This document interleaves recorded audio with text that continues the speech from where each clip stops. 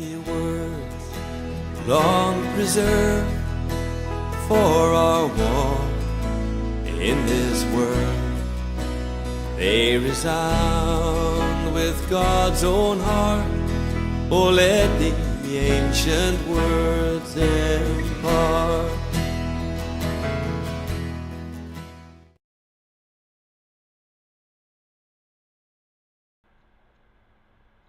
As a Christian, I must go to the Scriptures as contained in the Old and New Testaments for my primary source of moral values and for direction on same-sex marriage. It has been my experience that Jews and Christians who support same-sex marriage do not find any support for such a practice in the Old and New Testaments and base their views more on some sort of subjective standard of fairness instead of Scripture. I am not a literalist, but finding support for same-sex marriage in the Bible requires interpretational contortions that radically distort the text and the biblical message. In my book, Free Methodist Handbook, Marriage and Weddings, I discuss the biblical basis for marriage. Though monogamy is the norm for marriage in the Bible, there are some very visible bigamous, polygamous, and polyandrous marriages in the Old Testament. Indeed, there is more biblical evidence for multiple marriages, polygamy, rather than same-sex marriage. Multiple marriage situations in the Bible, however, are always ridden with conflict and dysfunction. The Hebrew word for second wife, used in the Old Testament, comes from the word that means to show hostility. There are no examples of same-sex marriage in the Bible.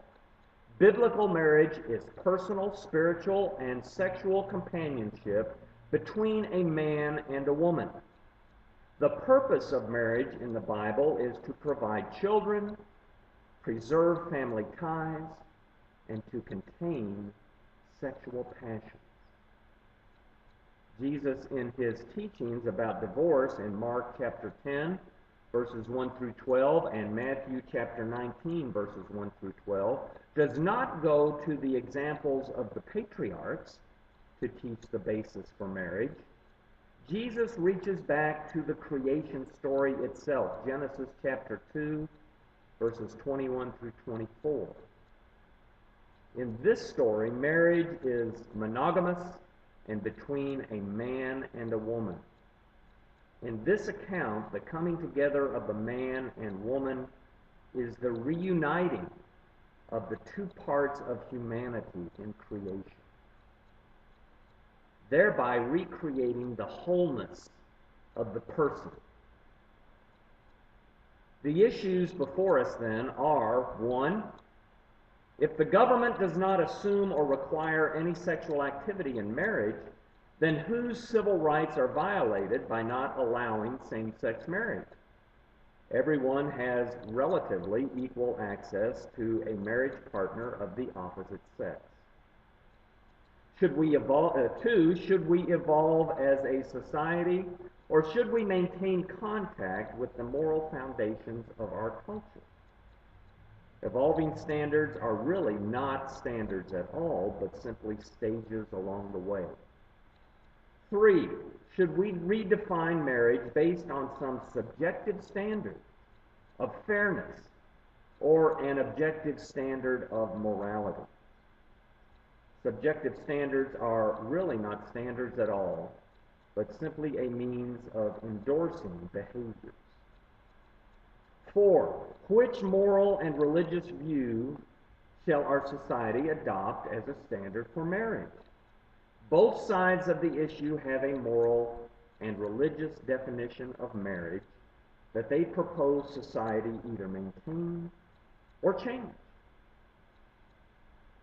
5, which moral and religious view of marriage is the healthiest for children, marriages, families, communities, and society? Society, and therefore the government, has an interest in maintaining traditional marriage as a legal standard. Cultures that are in ascendancy maintain connection with their founding principles. Cultures in decline have broken away from their founding principles. No ascending culture has ever redefined marriage to include same-sex marriage, even those cultures where homosexual activity was acceptable.